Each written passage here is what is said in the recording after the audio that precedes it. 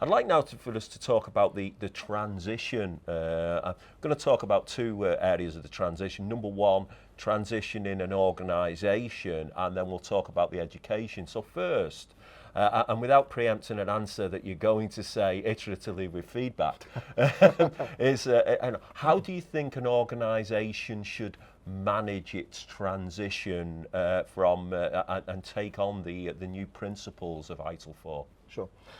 So I think I'd like to start that answer by saying whatever organizations have done thus far in terms of investing in ITIL, either from training and a certification standpoint, consultancy, tool selections, and so on, none of that is wasted, right?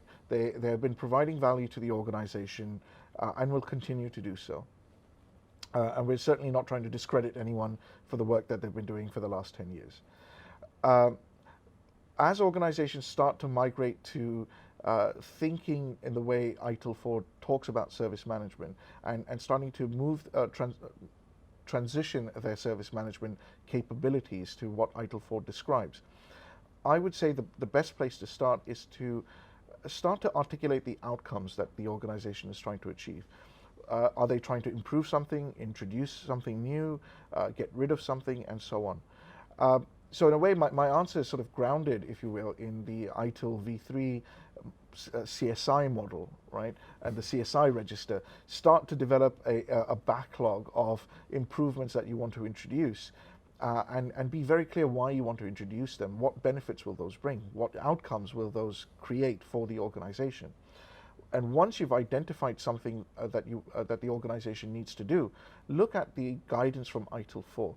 And so you start to progress iteratively, but also very focused on value and keeping it simple and practical, and start to look at how ITIL 4's guidance can help the organization incrementally and in a gradual, not a big bang way, move towards the models that are being described in ITIL 4.